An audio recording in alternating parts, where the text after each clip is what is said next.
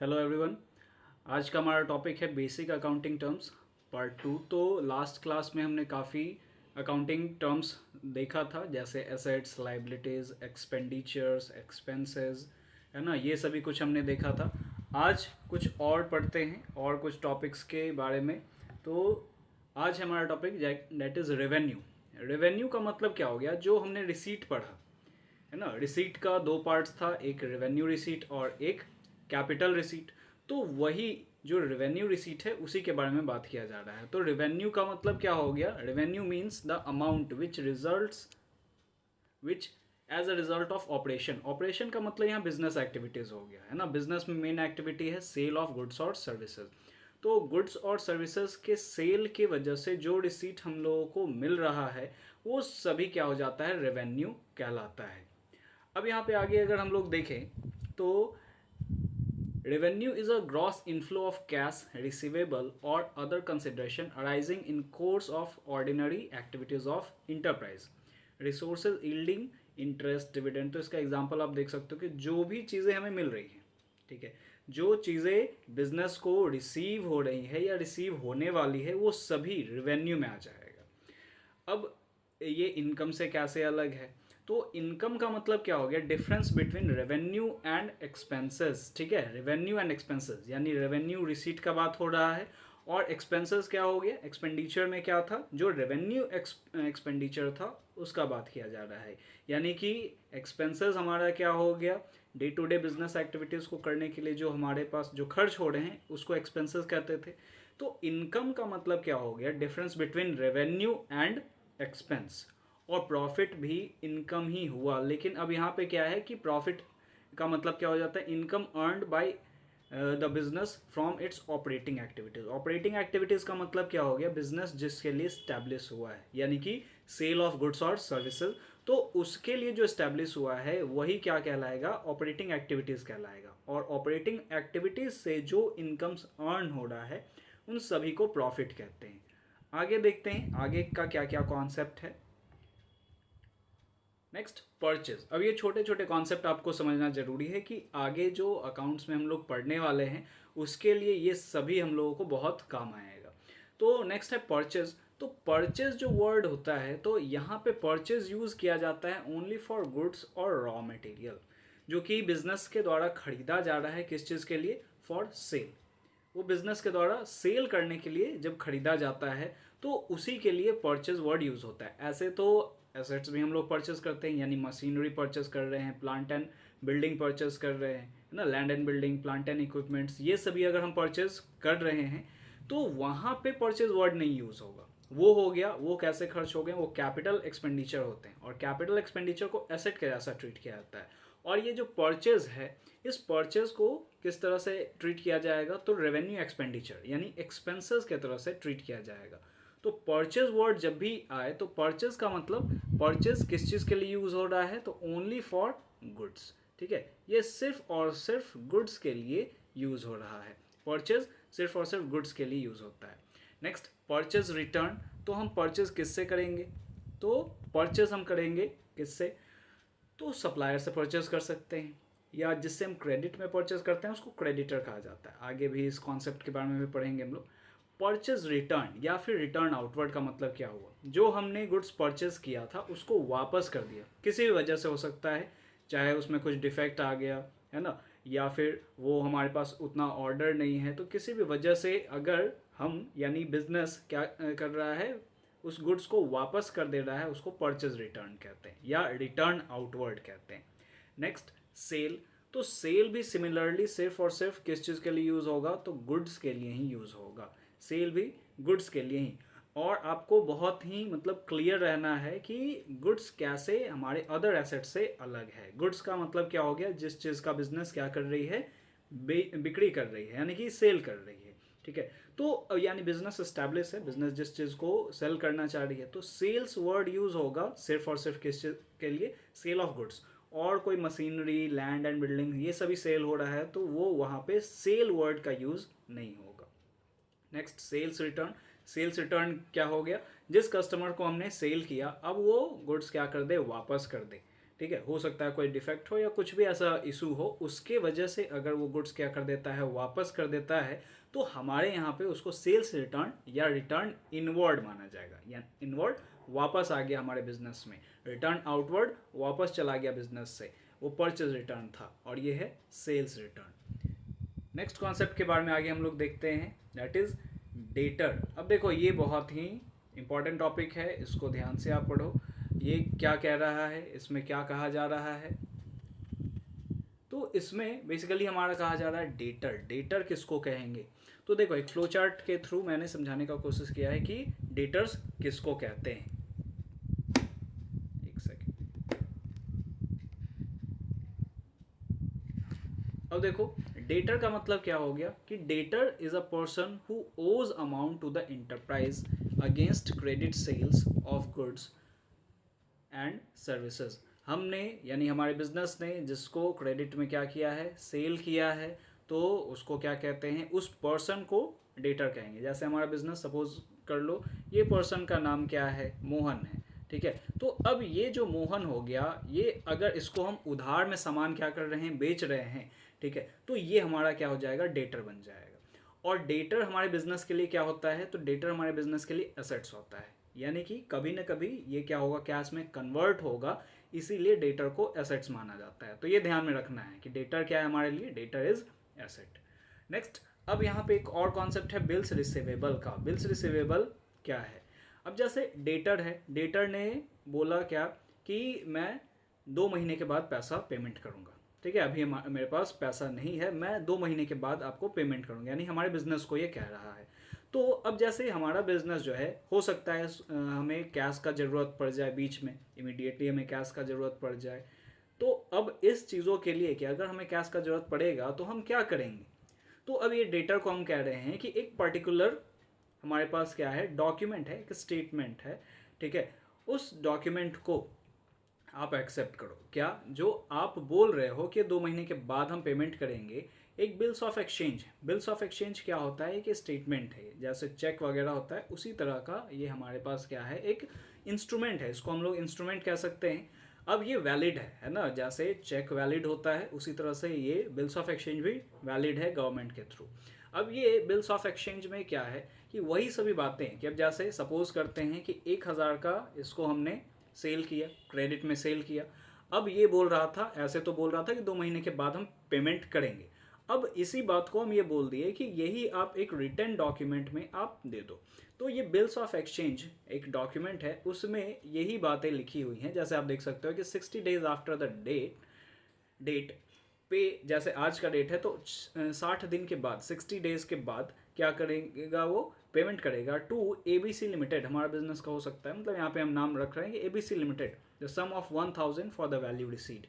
अब ये जो भी सामान खरीदा हमारे यहाँ से, उसके लिए 1,000 ये क्या करेगा, 60 डेज के बाद पेमेंट करेगा। इसको जब ये एक्सेप्ट कर लिया, ये डेटर एक्सेप्ट कर लिया इसको, यानी कि अपना साइन कर दिया, ठीक है, साइन कर दिया, एक्सेप्ट कर लिया इस चीज़ों को, तब वही डेटर हमारे यहाँ पे क्या कहलाएगा, बिल्स रिसीवेबल कहलाएगा। यानी कि अब वो क्या हो गया, वो डेटर जो हमारे यहाँ एक एसेट था, अब वो कन्वर्ट हो गया किस में, बिल्स रिसीवेबल में कन्वर्ट हो गया। तो ये बिल्स रिसीवेबल हमारे बिजनेस के लिए क्या हो गया, एसेट बना। जैसे यहाँ पे डेटर एसेट है, वैसे ही बिल रिसीवेबल भी हमारे लिए एसेट बना। और ये प्रॉपर ड्यूली स्टैम्प्ड पेपर होता है ना, ये कोई ऐसे ही पेपर, कोई ऐसे ही पेपर पे लिख के नहीं दिया जाता है, ये ड्यूली स्टैम्प्ड ऑथराइज्ड पेपर होता है, जिसपे ये प्रॉपरली एक्सेप्ट करेगा, ये पर्सन, ये डेटर एक्सेप्ट करेगा। जब ये एक्सेप्ट कर लिया, तब वो डेटर हमारे यहाँ से, हमारे अकाउंट्स में से डेटर हट गया और वहाँ पे बिल रिसीवेबल आ गया। अब ये होगा क्या, इस बिल रिसीवेबल का हम कर क्या सकते हैं, हमारा बिजनेस क्या कर सकता है। अब जैसे 1,000 रुपये, 1,000 का अगर ज़रूरत पड़ गया, तो इस डॉक्यूमेंट को इस इंस्ट्रूमेंट को हम लेके कहाँ जा सकते हैं, हम बैंक में जा सकते हैं, और बैंक को हम देके इसको कैश में कन्वर्ट करवा सकते हैं, यानी कि इन कैश करवा सकते हैं, ठीक है। ये 1,000 रुपये, अगर ये 1,000 का बिल अगर हम बैंक को देंगे, तो बैंक सर्टेन कमीशन काटता है, और वो कमीशन कट करने के बाद, है ना, कुछ मिनिमल अमाउंट रहता है, वो अमाउंट कट करने के बाद वो हमें क्या करेगा, पेमेंट कर देगा। यानी कि ड्यूरिंग ये जो 60 डेज़ के अंदर में ही अगर हमें पैसे का ज़रूरत पड़ गया तो हम क्या करेंगे, बैंक से ये एक्सचेंज मतलब इसको इनकैश करवा सकते हैं। या तो किसी और को पेमेंट करना हो तो उसको हम कैश ना देके ये बिल भी दे सकते हैं। ये प्रॉपरली चलता है हर जगह पे, ठीक है। अब एक कॉन्सेप्ट है इसी में ट्रेड रिसीवेबल। तो ट्रेड रिसीवेबल का मतलब क्या, डेटर प्लस बिल रिसीवेबल, इन दोनों को अगर हम सम करेंगे, sum total of debtors and bill receivable, इसको क्या कहते हैं, इसको ट्रेड रिसीवेबल कहते हैं।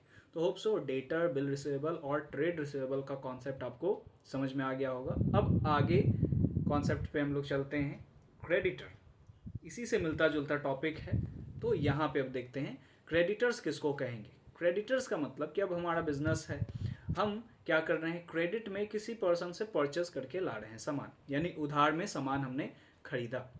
अब ये उधार में हमने सामान खरीदा तो वो पर्सन हमारे बिजनेस के लिए क्या बन गया, क्रेडिटर बन गया। वो पर्सन जो भी इसका नाम हो, जैसे मान लेते हैं इसका नाम सोहन है, तो ये सोहन क्या हो गया, ये पर्सन हमारे लिए क्या बन गया, क्रेडिटर बन गया। और क्रेडिटर क्या होता है हमारे बिजनेस के लिए, क्रेडिटर लाइबिलिटी होता है, यानी कि इस पर्सन को हमें क्या करना है, चुकाना है। तो अब जैसे सिमिलरली वहाँ का कॉन्सेप्ट बिल रिसीवेबल का था, अब यहाँ बिल्स पेबल का कॉन्सेप्ट है क्या। तो हमने इस क्रेडिटर को कहा कि 60 डेज़ के बाद हम पेमेंट करेंगे आपको, ठीक है। वो भी, उसको भी सेम प्रॉब्लम हो सकता है, उसको भी पैसे का बीच में ज़रूरत हो सकता है। तो वो पर्सन क्या कह रहा है, वो पर्सन बोला क्या कि ठीक है, आप यही बात क्या कर लो, ये लिख के दे दो, एक्सेप्ट कर लो ये बिल्स ऑफ एक्सचेंज। तो जब हम यानी ये चीज़ एक्सेप्ट कर लिए, वो क्रेडिटर के द्वारा हम जब एक्सेप्ट कर लिए, या फिर हम ही प्रपोजल रख रहे हैं और ये चीज़ें एक्सेप्ट हो चुकी हैं, तो हमारे बिजनेस में अब वो क्रेडिटर क्या हो जाएगा, वो जो क्रेडिटर नाम का लाइबिलिटी था वो कन्वर्ट हो गया अब किस चीज़ में, बिल्स पेबल में, यानी पे करना है, पेबल। तो बिल्स पेबल भी हमारे लिए क्या हो गया, लाइबिलिटी बना, यानी हमारे बिजनेस के लिए क्या बना, लाइबिलिटी बना, ठीक है। ये हो गया बिल्स पेबल। और सिमिलरली अब यहाँ पे ट्रेड पेबल क्या हो जाएगा, ट्रेड पेबल का मतलब क्या हो गया, क्रेडिटर प्लस बिल रिसीवेबल। इन दोनों को सम करके अगर हम देखेंगे तो काफ़ी हो सकता है हमारे यहाँ पे कुछ क्रेडिटर हो, कुछ कन्वर्ट हो गए हो तो वो बिल्स पेबल हो, तो टोटल प्लस करके हम लोग क्या निकालेंगे, ट्रेड पेबल। तो ये कॉन्सेप्ट था आपका creditor, bills payable and trade payables का। अब हम लोग आगे के टॉपिक्स को देखते हैं, आगे का क्या टॉपिक है। नेक्स्ट टॉपिक है हमारा डिस्काउंट। तो डिस्काउंट तो हम लोग सभी जानते हैं कि अगर हम कहीं पे भी कोई भी सामान खरीद रहे हैं, है ना, तो एक कस्टमर का सबसे फेवरेट चीज़ होता है डैट इज़ डिस्काउंट, है ना। वो डिस्काउंट हमारा फेवरेट चीज़ होता है कि कैसे पैसा बचा लिया जाए, ठीक है। तो अब ये डिस्काउंट भी बिजनेस में 3 तरह का हो सकता है। एक है ट्रेड डिस्काउंट। सबसे पहला डिस्काउंट का मतलब क्या हो गया, अगर पहले हम डिस्काउंट का मतलब अगर हम लोग समझ ले, तो डिस्काउंट का मतलब when customers are allowed a reduction in prices of goods by the business के द्वारा वो जो कस्टमर है उसको कुछ छूट मिल रही है, प्राइसेस में कुछ छूट दिया जा रहा है कि चलो 100 रुपये का है तो आपको 10 रुपये डिस्काउंट, यानी कि आप 90 रुपीज़ ही पे करना, दैट इज़ डिस्काउंट। अब ये डिस्काउंट 3 तरह का हो सकता है। पहला ट्रेड डिस्काउंट। तो trade discount is a rebate allowed by the seller on the basis of sales. अब यहाँ पे देखो क्या, ट्रेड डिस्काउंट किस चीज़ के लिए दिया जाता है, सेल्स को बढ़ाने के लिए। ट्रेड डिस्काउंट क्या हो जाता है, ऐसा डिस्काउंट जो सेल्स को बढ़ाने के लिए दिया जाता है। किसको, तो ये जनरली ट्रेडिंग में होता है, यानी जैसे रिटेलर्स, होलसेलर्स, है ना, तो होलसेलर्स ने रिटेलर्स को दिया। तो यहाँ पे ट्रेड डिस्काउंट का मतलब क्या हो गया कि जो भी अमाउंट है, जैसे 1000 है तो 1000 में 100 रुपीज़ का ट्रेड डिस्काउंट, ये ट्रेड को बढ़ाने के लिए, सेल्स को बढ़ाने के लिए दुकानदार देता है कि ज़्यादा से ज़्यादा सेल हो सके। तो यहाँ पे एक कॉन्सेप्ट आ जाता है कि it is basically a quantity discount. ये क्वांटिटी डिस्काउंट है कि ज़्यादा से ज़्यादा क्वांटिटी अगर हम परचेस कर रहे हैं तो उसमें कुछ छूट मिलती है। It is not recorded in the books of account, यानी आगे अब हम लोग आगे जब कॉन्सेप्ट पढ़ेंगे जर्नल वगैरह का तो उसमें देखेंगे कि इसको बुक्स ऑफ अकाउंट्स में रिकॉर्ड नहीं किया जाता है। बस अमाउंट को घटा के, अब जैसे 1000 का सामान है, 100 अगर घट गया तो वहाँ पे हम अमाउंट को बस रिड्यूस करके लिख देते हैं, उसके लिए कोई सेपरेट एंट्री पास नहीं होता है। और वहीं पे कैश डिस्काउंट क्या है, तो जो हम लोग जनरली कैश डिस्काउंट हम लोग क्या करते हैं, एज अ कस्टमर लेते हैं। तो अब यहाँ पे बिजनेस में आप देखो कि कैश डिस्काउंट क्या हो गया। कैश डिस्काउंट सबसे पहला सेल्स को बढ़ाने के लिए यहाँ पे क्या हो जाता है, सेल्स को बढ़ाने के लिए नहीं, यहाँ पे इमीडिएट कैश आ जाए, दुकानदार को इमीडिएट कैश मिल जाए, इसके लिए सेल्स डिस्काउंट क्या किया जाता है, दिया जाता है। ठीक है, यानी कि आप ये बात समझो कि बहुत लोग ये बोलते हैं ना कि कल दे देंगे, परसों दे देंगे पैसा, तो इमीडिएटली कैश मिल जाए तो उसको दे देते हैं कि आज अगर पेमेंट कर दोगे तो इतना तुमको कैश डिस्काउंट मिल जाएगा। तो इसीलिए कि कैश सेल्स को बढ़ाने के लिए कि टाइमली पेमेंट अमाउंट का आ जाए, इसके लिए कैश डिस्काउंट को क्या किया जाता है, अलाउ किया जाता है। तो कैश डिस्काउंट जो है, कैश डिस्काउंट जो है इसको रिकॉर्ड किया जाता है बुक्स ऑफ अकाउंट्स में। कैश डिस्काउंट को बुक्स ऑफ अकाउंट्स में रिकॉर्ड करते हैं, यानी ये रिड्यूस अमाउंट भी रिड्यूस होगा और इसके लिए सेपरेट एंट्री भी पास होता है। आगे हम लोग जर्नल में देखेंगे कि इसके लिए सेपरेट एंट्री भी पास होता है।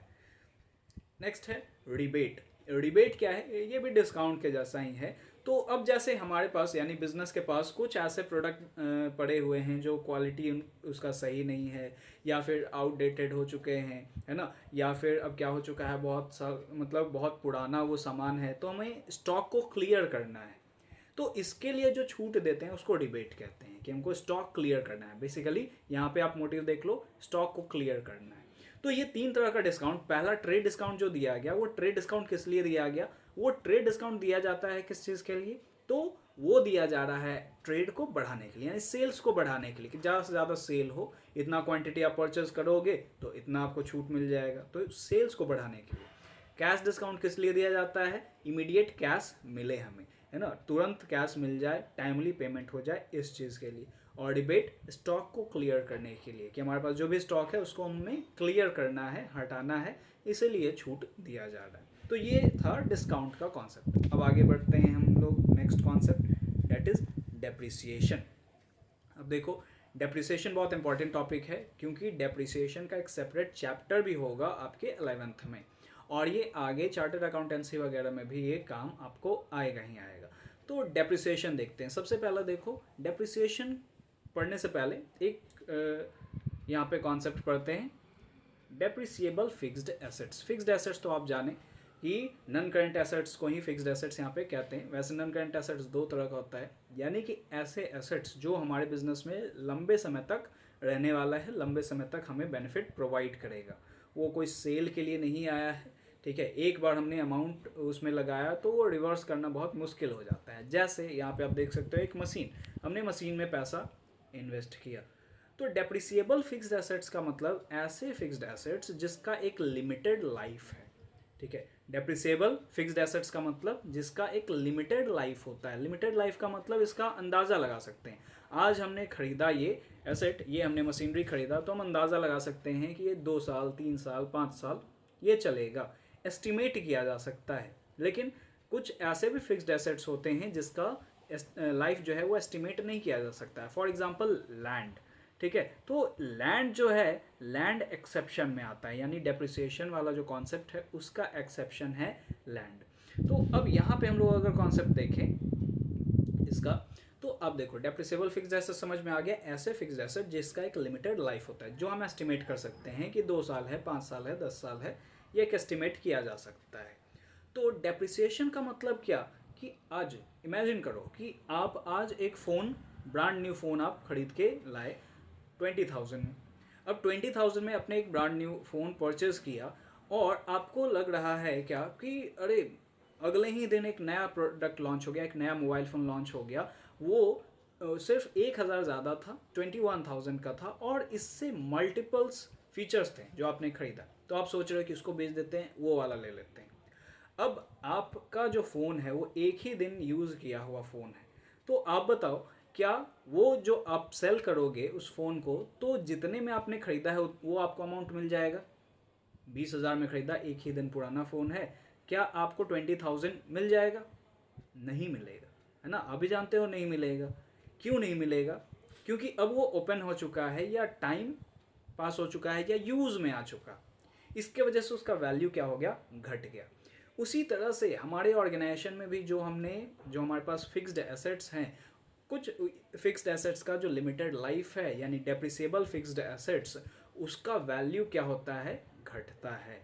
किस वजह से वैल्यू घट सकता है? तो काफ़ी चीज़ें हैं, काफ़ी वजह से। सबसे पहला यूज़ कर रहे हैं, जितना ज़्यादा यूज़ होगा उसका वैल्यू घटेगा, है ना। जो भी सामान आप यूज़ करोगे, जो एसेट्स आप यूज़ करोगे, तो जितना में आप खरीद के लाए हो, जैसे मान लेते हैं ये मशीनरी है 40,000 का, तो 40,000 में हमने खरीदा, अब इसका यूज़ हो रहा है, तो अब इसका वैल्यू क्या होगा, दिन प्रतिदिन इसका वैल्यू कम होते चले जाएगा। अब ये 40,000 का नहीं रहेगा, ये धीरे धीरे इसका वैल्यू क्या होगा, कम होगा यूज़ होने के वजह से। दूसरा, एफ्लक्स ऑफ टाइम या पैसेज ऑफ टाइम।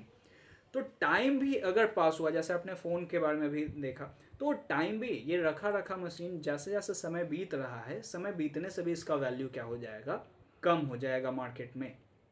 नेक्स्ट है ऑब्सोलेसेंस। तो ऑब्सोलेसेंस का मतलब हो जाता है चेंज इन टेक्नोलॉजी। अब इससे कोई एडवांस टेक्नोलॉजी आ जाए, इससे कोई एडवांस टेक्नोलॉजी अगर आ जाए, तो अब इस मशीन का प्राइस क्या हो जाएगा, घट जाएगा। जैसे कीपैड मोबाइल फ़ोन्स का प्राइस घट गया, किस वजह से, टच स्क्रीन आने की वजह से। तो यही चीज़ें हैं कि जब टेक्नोलॉजी चेंज हो जाता है तो भी प्रोडक्ट का यानी कि एसेट्स का प्राइस, जो वैल्यू है, वो घट जाता है। नेक्स्ट है और एक्सीडेंट। एक्सीडेंट हो गया तो ये क्या हो जाएगा, उस प्रोडक्ट का वैल्यू तो ऐसे ही घट जाएगा। तो इन सभी वजह से जो फिक्स्ड एसेट्स है, डेप्रिसिएबल फिक्स्ड एसेट्स है, उसका वैल्यू क्या हो रहा है, घट रहा है। तो इसी को क्या कहते हैं, डेप्रिसिएशन कहते हैं। सो depreciation is a fall in the value. Value में क्या है, गिरावट है, फॉल है, रिडक्शन है, किसके वैल्यू में, तो डेप्रिसिएबल फिक्स्ड एसेट्स के वैल्यू में। किस वजह से, यूज़ करने के वजह से, टाइम पास होने के वजह से, टेक्नोलॉजी चेंज होने के वजह से, डैट इज़ ऑब्सोलेसेंस, और एक्सीडेंट के वजह से, इन सभी के वजह से उसका वैल्यू घट सकता है। तो इसीलिए जो अमाउंट घट रहा है उसको हम लोग डेप्रिसिएशन कहते हैं। और वो डेप्रिसिएशन हमारे लिए क्या है, वो हमारे लिए नन कैश एक्सपेंस है। यानी कि यहाँ पे आपको ध्यान रखना है, क्या है ये हमारे लिए, ये हमारे लिए एक्सपेंस बना, ये हमारे लिए क्या बना, एक्सपेंस बना। तो ये ध्यान रखना है कि ये हमारे लिए क्या है, डेप्रिसिएशन क्या है, एक्सपेंस है। ये हम करते क्यों है, ये कॉस्ट का एलोकेशन है। अब जैसे आज के डेट में अगर ये हमारा जो मशीन है, ये क्या हो गया, ख़राब हो गया। अब ये मशीन जो है, काफ़ी पैसा लगा था इस मशीन में, आज एकाएक ख़राब हो जाएगा तो हमें नया मशीन लाना पड़ेगा, उसके लिए कॉस्ट कहाँ से आएगा। तो हम क्या करते हैं, इसके वैल्यू को हम लोग क्या करते रहते हैं, जो वैल्यू में गिरावट आ रहा है उसको जमा करते रहते हैं। ठीक है, आप समझ लो कि एक गुल्लक में हम जमा कर रहे हैं कि इसके नाम से, और ये मशीन जब जिस दिन ख़त्म हो गया, अब कुछ तो पैसा हमारे पास जमा हो जाएगा, और उससे हम क्या करेंगे, नए मशीन को ले लेंगे। ठीक है, तो इस तरीके से वो आगे प्रोविज़न का कॉन्सेप्ट में आएगा, तो इस तरीके से इसको हम लोग रिकॉर्ड करते हैं। तो ये एक्सपेंस ऐसा है, नन कैश एक्सपेंस है, ये ध्यान में रखना है। It is non cash expense, ये कहीं पैसा निकल नहीं रहा है, लेकिन खर्च हो रहा है, हमारा ये वैल्यू घट रहा है, इसलिए खर्च हो रहा है। ठीक है, तो इसको कहीं हम लोग रिकॉर्ड करते हैं, है ना, लेकिन पैसा निकल नहीं रहा है। उस पैसे को, वो जो रिकॉर्ड हुआ, वो आगे प्रोविज़न के नाम से जाना जाता है, उसको हम प्रोविज़न के नाम से, आप समझ लो, फिलहाल के लिए आप समझो कि ये गुल्लक है, इसके नाम से उस गुल्लक में कि इतना वैल्यू इसका अब घट गया, वो हम डालते जा रहे हैं। और जिस दिन वो ख़राब होगा, उस गुल्लक से हम जो पैसा निकालेंगे और उसको हम क्या करेंगे, यूज़ कर लेंगे, तो कुछ तो पैसा हमारा कम होगा, है ना, एकाएक झटका नहीं लगेगा फर्म को। तो ये डेप्रिसिएशन का कॉन्सेप्ट था। इसको और डिटेल में, चैप्टर तो है ही हमारा, उस चैप्टर में पढ़ेंगे। आगे के कॉन्सेप्ट को देखते हैं। कुछ और छोटे छोटे कॉन्सेप्ट हमारे पास हैं, दैट इज़ बैड डेट्स। अब देखो इस कॉन्सेप्ट में क्या है, बैड डेट्स किसको कहते हैं। तो बैड डेट्स, देखो बैड डेट्स का मतलब क्या हो गया, अभी डेटर का कॉन्सेप्ट हमने पढ़ा। डेटर कौन होता था, तो डेटर वो पर्सन जिसको बिजनेस ने क्रेडिट में सामान सेल किया है, उधार में सामान सेल किया है जिस पर्सन को, उसको डेटर कहते हैं। अब डेटर जो है वो क्या हो रहा है यहाँ पे, बैड। यानी बैड का मतलब क्या हो गया कि जो भी अमाउंट उससे आना था वो हमें चुका नहीं पाता है। तो बैड डेट्स हमारे लिए, हमारे बिजनेस के लिए क्या हो गया, लॉस हो गया। ठीक है, बैड डेट्स हमारे बिजनेस के लिए क्या बना, it is a loss for our business. Bad debts का मतलब जो डेटर हमारे बिजनेस को पैसा वापस नहीं कर पा रहा है, नहीं किया ड्यूरिंग दैट अकाउंटिंग पीरियड, वो पैसा अब आने वाला नहीं है। बहुत सारे ऐसे होते हैं जो पैसा लेते हैं और भाग जाते हैं, ठीक है, वो पैसा नहीं लौटाते हैं, तो वो क्या हो गया, वो अमाउंट हमारे लिए बैड डेट्स बन गया। अब ये बैड डेट्स क्या हो गया, it is a loss for business. Bad dates हमारे लिए क्या बना, लॉस बना। नेक्स्ट है इंसॉल्वेंसी का कॉन्सेप्ट। इंसॉल्वेंट का मतलब होता है, आप समझ लो, दिवालिया हो जाना। यानी कि जो हमारे पास प्रॉपर्टी है, वो प्रॉपर्टी का जो वैल्यू है ना, वो अब नील हो जा रहा है, या हमारे पास वो प्रॉपर्टी है, अब प्रॉपर्टी क्या हो गया, उसका वैल्यू खत्म हो गया और पर्सन के पास पैसा नहीं बचा चुकाने के लिए, किसी को पैसा चुकाने के लिए उसके पास पैसा अब बच नहीं रहा है, तो उस पर्सन को इंसॉल्वेंट कहते हैं। यानी इंसॉल्वेंट इज अ पर्सन और enterprise which is not in the position to pay its debt, है ना, वो कर्ज को चुकाने में अब कैपेबल नहीं है। तो ये क्या हो जाता है, कोई पर्सन ये हो रहा है और अपने आप को बहुत सारे पर्सन लीगली भी इंसॉल्वेंट घोषित करवा लेते हैं, ठीक है, और ये इंसॉल्वेंट यानी अब वो पैसा नहीं दे पाएंगे, ऐसे पर्सन को इंसॉल्वेंट कहते हैं। और इंसॉल्वेंट पर्सन के वजह से बैड डेट्स बिजनेस में होने का चांसेस ज़्यादा होता है। नेक्स्ट और दो कॉन्सेप्ट है यहाँ पे, accrued income, accrued income and advance income का कॉन्सेप्ट है। अब यहाँ पे देखो अक्रूड इनकम क्या हुआ, अक्रूड इनकम का मतलब income earn but not received, हमने अर्न कर लिया। अब देखो इनकम और एक्सपेंस, मैंने पहले भी आपको बताया है कि एक्सपेंस का मतलब ये नहीं हो रहा है कि हमारे पॉकेट से पैसा निकल ही रहा है, जब हमने कोई सर्विस ले लिया तो हमारे लिए खर्च बन गया क्योंकि पेमेंट करना है, अभी हमने किया नहीं है, कैश में हमने किया नहीं है, फिर भी वो हमारा एक्सपेंस था। उसी तरह से इनकम का भी वही कॉन्सेप्ट है कि अगर हम काम कर लिए कहीं पे तो हमारा इनकम जनरेट हो चुका है, अब रिसीव का बात अलग है कि रिसीव हुआ या नहीं हुआ। तो यहाँ पे अक्रूड इनकम का कॉन्सेप्ट क्या हो गया कि income earned but not received, यहाँ पे रिसीव्ड नहीं हुआ, इनकम अर्न तो हो गया है, हमने अर्न कर लिया, कहीं पे हमने काम किया, इनकम जनरेट हो गया, बट अभी तक मिला नहीं है। तो बताओ आप ये क्या होगा, अक्रूड इनकम हमारे लिए क्या होगा, एसेट होगा, लाइबिलिटीज़ होगा, है ना, क्या होगा हमारे लिए ये, तो अक्रूड इनकम हमारे लिए एसेट होगा क्योंकि इनकम हमने अर्न कर लिया, अभी रिसीव नहीं हुआ है, रिसीव हो जाएगा which is convertible in cash, है ना, तो एसेट हमारा फ्यूचर में कन्वर्ट यानी कि कैश में कन्वर्ट होता है, इसको भी एसेट कहते हैं। तो अक्रूड इनकम हमारे लिए क्या बना, एसेट बना।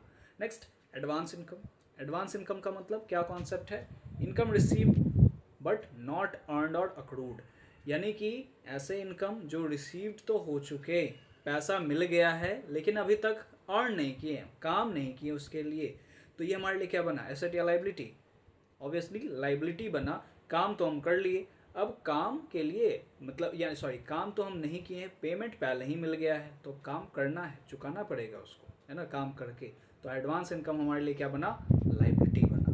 चलो आगे के कॉन्सेप्ट को पढ़ते हैं। अब ये छोटा सा एक कॉन्सेप्ट है, उसके बाद हम लोग कुछ क्वेश्चंस देखेंगे, जो अभी पूरा कॉन्सेप्ट पढ़े हैं उस पर कुछ क्वेश्चंस भी देखेंगे। चलो तो अब यहाँ पे आ जाते हैं, ये कॉन्सेप्ट क्या कह रहा है, डेबिट और क्रेडिट।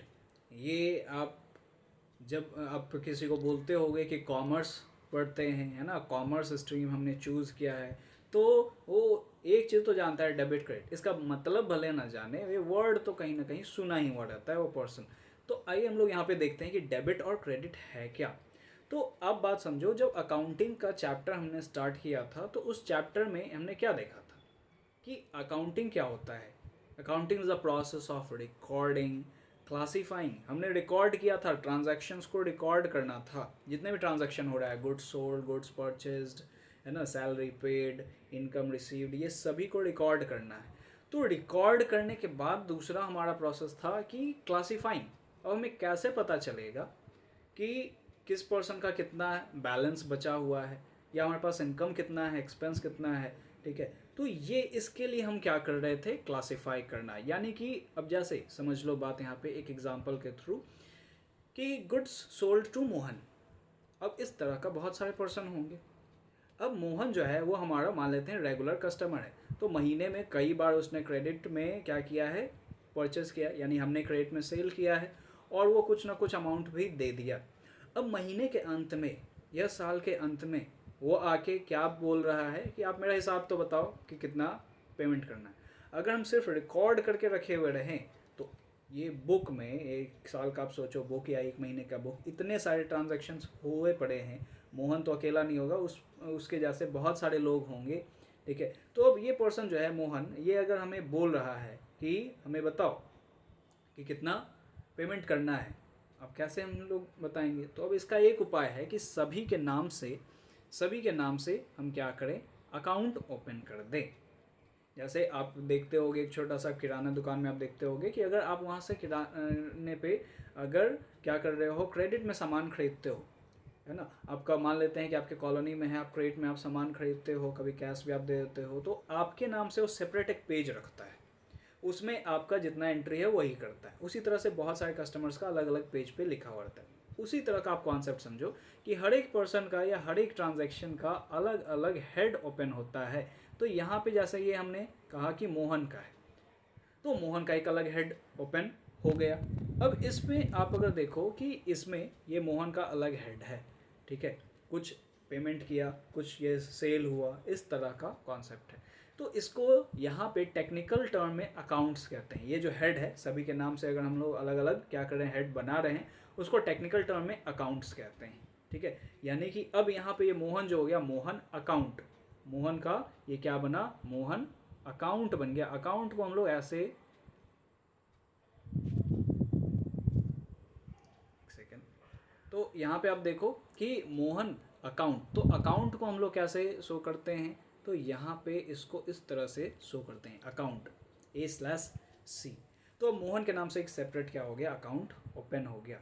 अब ये अकाउंट का दो पार्ट है, ठीक है, इसका क्या हो जाता है, दो पार्ट होता है, दो पार्ट होता है, और यानी कि एक लेफ्ट हैंड साइड और दूसरा right hand side, left hand side and right hand side. ये जो हेड है इसका दो पार्ट हो गया, ठीक है, एक left hand side and right hand side. तो कुछ आता है और कुछ जाता है इसमें ट्रांजैक्शन, उसके कुछ नियम है। ये डायरेक्ट आप नहीं समझ सकते हो कि कौन डेबिट होगा कौन क्रेडिट होगा, उसके नियम है, आगे भी हम लोग देखेंगे। आगे देखेंगे कि rules of debit and credit, कि क्या होगा डेबिट और क्रेडिट का रूल्स। अब फिलहाल यहाँ पे आप समझो कि डेबिट और क्रेडिट किसको कहा जा रहा है। तो आप ऐसा समझ सकते हो कि सिक्के के दो पहलू, एक सिक्के को, एक कॉइन को हम लोग एक साइड को हेड कहते हैं, एक साइड को टेल कहते हैं, बट डिफाइन नहीं कर सकते हैं what is head and what is tail. वो सिचुएशन पे डिपेंड करता है, हर जगह पे वो चीज़ें चेंज हो जाती हैं। तो उसी तरह से है डेबिट और क्रेडिट, यानी एक ट्रांजैक्शन का दो पहलू है, ठीक है, एक ट्रांजैक्शन का दो पहलू है ना, दो एस्पेक्ट है ना, वो एस्पेक्ट को ही डेबिट और क्रेडिट कहते हैं। तो जब हम ये अकाउंट्स में, यानी कि सभी के अकाउंट जो बनाएंगे, तो अकाउंट में जो हम लोग क्या करते हैं, लेफ्ट हैंड साइड में जो हम शो करेंगे, जो इधर शो करेंगे, उसको डेबिट बोला जाएगा, है ना, ऊपर में हम लोग लिखते हैं, उसको कहा जाता है डेबिट।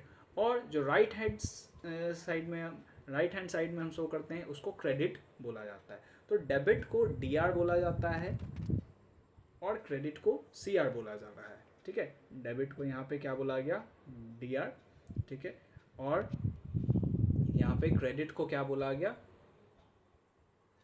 सॉरी, यहाँ पे इसको CR कहा गया, क्रेडिट, और डेबिट को DR। इसी तरह से आगे हम लोग देखेंगे। और डेबिट और क्रेडिट क्या है, ये अकाउंट का एक लेफ्ट हैंड साइड है, एक राइट हैंड साइड है, और कौन डेबिट होगा, कौन सा ट्रांजैक्शन क्रेडिट होगा, ये रूल्स है, उसके लिए आगे रूल्स हम लोग देखेंगे, ठीक है।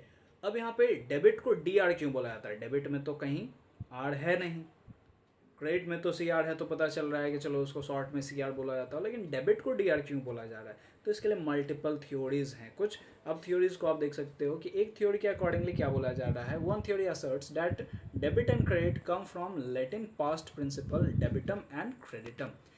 तो डेबिटम और क्रेडिटम का जो पास्ट प्रिंसिपल है उसको डिबेयर एंड क्रेडेयर कहा जाता है। तो ये डिबेयर एंड क्रेडेयर को हम लोग देख सकते हैं, उसमें R है, तो उससे ये डेबिट और क्रेडिट इसको कहा जा सकता है। एक और थ्योरी है, उसमें बोला जाता है कि डेबिट को DR इसलिए बोला जाता है कि debit stands for debit record, ठीक है। यहाँ पे किस चीज़ के लिए वो स्टैंड कर रहा है, डेबिट रिकॉर्ड के लिए, और credit stands for credit record, तो CRDR, ठीक है।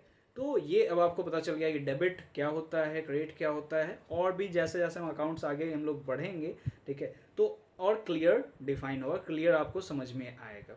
और आपको ये भी क्लियर हो गया होगा कि डेबिट को DR क्यों लिखते हैं और क्रेडिट को CR क्यों लिखते हैं। आगे के कॉन्सेप्ट को हम लोग समझते हैं। अच्छा, कॉन्सेप्ट तो पूरा हो गया, अब हम एक क्वेश्चन कर लेते हैं, ठीक है। अब देखो इस क्वेश्चन को आप पढ़ो, क्या क्वेश्चन में लिखा हो गया है, determine if the following are assets, liabilities, capital, revenue, expenses और लॉसेस। तो कैपिटल को फिलहाल के लिए हम यहाँ पे कट करते हैं, ठीक है, क्योंकि एक छोटा सा कॉन्सेप्ट है, हमारे पास स्पेस का भी प्रॉब्लम हो जाएगा। तो इस कॉन्सेप्ट को आगे देखते हैं कि आपको इन सभी जितने भी आइटम्स दिए हुए हैं, उन सभी में से आपको टर्म्स डिफाइन करने हैं कि वो एसेट है, लाइबिलिटीज़ है, रेवेन्यू है, एक्सपेंसेस है या फिर लॉसेस है। एक एक करके इसमें हम लोग देखते हैं इसमें क्या क्या है। तो चलो देखते हैं कि सबसे पहला मशीनरी। तो आप बताओ मशीनरी क्या कहलाएगा? मशीनरी हमारे लिए क्या हो जाएगा?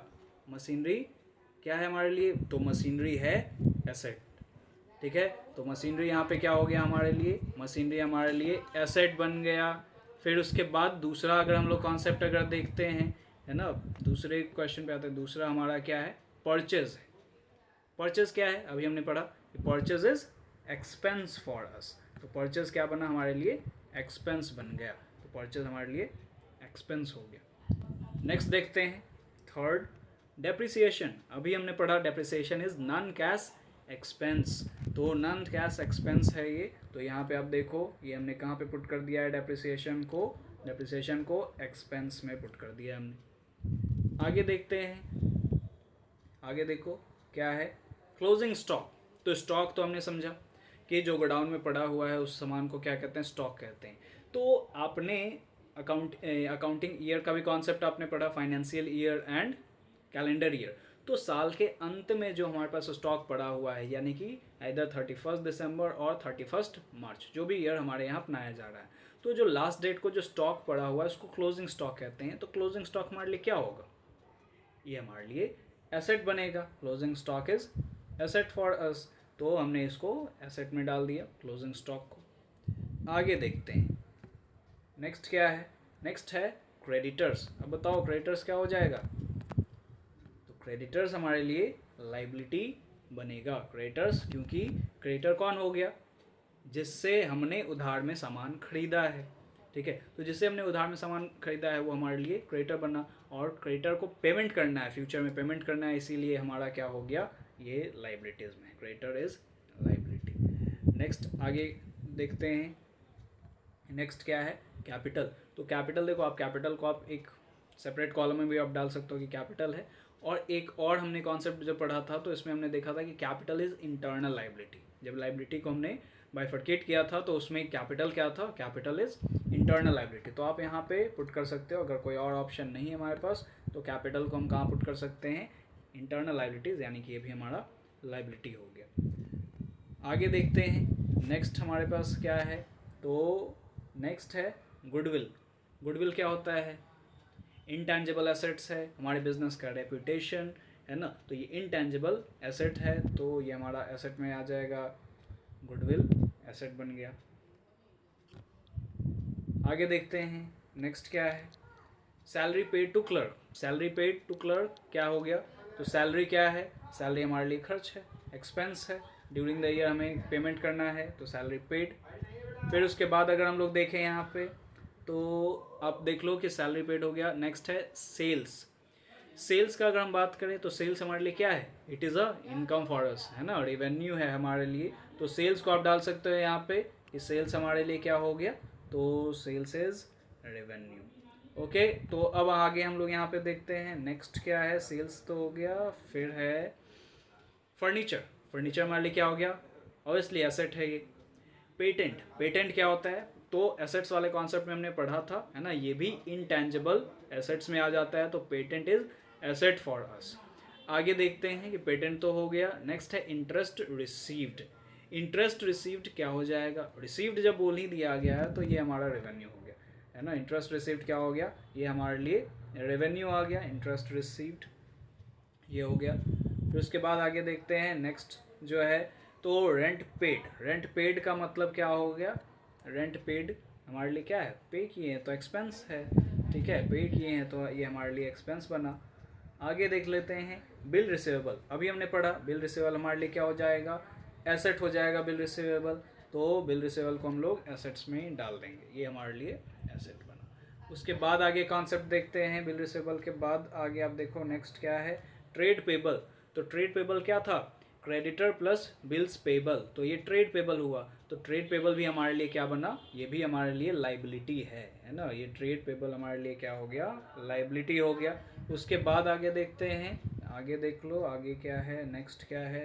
तो नेक्स्ट है कंप्यूटर। कंप्यूटर हमारे लिए एसेट है। Computer software. सॉफ्टवेयर क्या है? वो भी हमारे लिए एसेट है, बट किस तरह का एसेट? इनटेंजिबल एसेट्स है, उसको हम टच नहीं कर सकते हैं, है ना। तो ये जो कंप्यूटर सॉफ्टवेयर हो गया वो हमारे लिए क्या बन गया? वो एसेट है, इनटेंजिबल एसेट्स। नेक्स्ट देख लो, आउटस्टैंडिंग सैलरी। तो हमने आउटस्टैंडिंग एक्सपेंस का कॉन्सेप्ट पढ़ा, यानी कि ऐसे एक्सपेंस जो क्या हो चुके हैं, बन चुके हैं, बट अभी तक हमने पेमेंट नहीं किया है।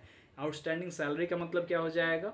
ये सैलरी, स्टाफ हमारे यहाँ काम कर लिया, अभी तक उसको हमने पेमेंट नहीं किया है, तो ये तो है हमारे लिए खर्च ही, ठीक है। लेकिन अब आउटस्टैंडिंग सैलरी स्पेसिफिकली क्योंकि हमने पे नहीं किया है, तो ये हमारा क्या बनेगा? ये लाइबिलिटी बन जाएगा। आउटस्टैंडिंग सैलरी हमारे लिए क्या बना? लाइबिलिटी। वो अमाउंट जो हमने अभी पे करना है, हमें पे करना है फ्यूचर में, ठीक है। तो ये हो गया आउटस्टैंडिंग सैलरी यानी लाइबिलिटीज़ हो गया। नेक्स्ट है प्रीपेड इंश्योरेंस। तो प्रीपेड एसेट का हमने कॉन्सेप्ट पढ़ा था, प्रीपेड एसेट, ठीक है। तो इसमें इंश्योरेंस क्या हो गया? प्रीपेड इंश्योरेंस का मतलब पहले ही हमने पे कर दिया है, अभी खर्च हुआ नहीं है, अभी हमने यहाँ पे पहले ही पे कर दिया है। तो पहले ही पे कर दिया है, तो हमारे लिए क्या बन गया? एसेट बन गया। Prepaid insurance is asset for us. Next आगे देख लो, आगे क्या है? आगे है बैड डेट्स। तो बैड डेट्स अभी हमने देखा कि जो डेटर हमारा पैसा नहीं दे पाता है वो हो गया बैड डेट्स, और वो हमारे लिए क्या बना? वो हमारे लिए लॉस बना। उसके बाद देखो, उसके बाद क्या है? लास्ट, अच्छा एक और है डिस्काउंट रिसीव। तो डिस्काउंट रिसीव जब बोल दिया तो हमारे लिए रेवेन्यू हो गया। और लास्ट है डेटर। तो लास्ट है डेटर। डेटर आप देखो ये हमारे लिए एसेट है। तो आप देखो कि आप इसका स्क्रीनशॉट भी ले सकते हो पॉज करके। ये हो गया आपका क्वेश्चन और ये हो गया आपका सॉल्यूशन, ठीक है। तो आज के कॉन्सेप्ट में आज हमने पूरा मतलब ये दूसरा जो हमारा वीडियो है, तो इस वीडियो में हमने बेसिक अकाउंटिंग टर्म्स को क्लियर कर लिया, यानी कि 2 वीडियो इसका आपका बना। तो आप इस दोनों वीडियो को आप देखो, आप समझो, और ये आपको हेल्पफुल होगा आगे के क्लासेस में। तो ये कॉन्सेप्ट आपको पूरा क्लियर रखना है। तो एक कॉन्सेप्ट भी हमने इसको क्वेश्चन के साथ देख लिया। तो आज के लिए इतना ही। Okay, thanks for watching.